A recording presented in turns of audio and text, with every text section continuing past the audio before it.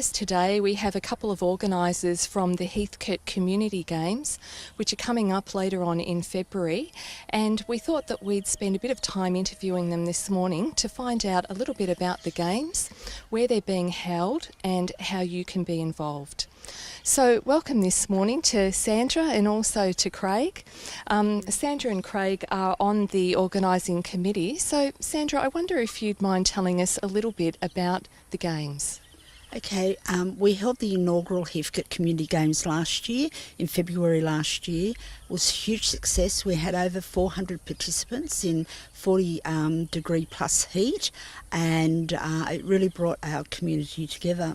So we decided then, we actually made a quick trip to England through the year to find out about how they ran their community games. We decided to expand our games this year to try all sorts of different events. So our games this year run over 10 days. They start on the 19th of February and finish on the 28th of February in Heathcote. This year we're introducing a few major different types of events. One is the inaugural Heathcote Fun Run, and the other is our marathon, which will be held on the 1st of May later in the year when it's a bit cooler. Well, that's great. We'll get you to go through some of the more fun events that are on with the Heathcote Games in a moment.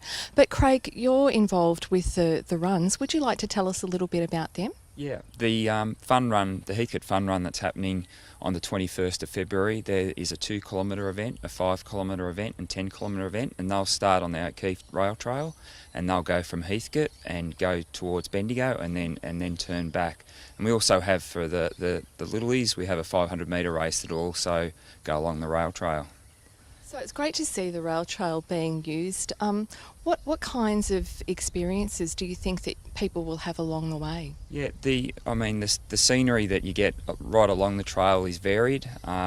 Starting from Heathcote, obviously it starts in the sort of the build-up area, but it still gives us people that experience of running and in a safe environment as well, away from footpaths and that type of thing. So the rail trail is a fantastic resource for people, whether they're running, walking or cycling, away from motor vehicles and other dangers. That's great, Craig. Now, the actual run itself, it's not limited just to people in Heathcote, is it? You'd be welcoming participants from all over? Yeah, it's been really interesting so far for the fun run, but especially the marathon. Probably 60% of the people that have entered have been from Melbourne and the suburbs, and from Portland. We're getting people from all over the state, so it's great to see people out and experience the local environment around Bendigo and the Heathcote and within the city of Greater Bendigo. That's great. So Sandra, we noticed that you've got a medal around your neck. Would you like to explain what that has to do with the Games? The medal's a very special medal. Every participant has the opportunity to receive one of these medals. So what they need to do is to complete 10 activities. So an activity could be the wacky races on the oval, it could be in Kids World. And if you go to our website, you'll find that heaps and heaps of all different activities there. Our games are about all ages, all abilities and inclusiveness, and so we go from the primary school kids, who will have a sports clinic, through to the hostel where our young students from the school will be doing joint activities with them, helping them make their banner to go in our community parade, which we'll be having as part of the Games. Oh, that's fantastic.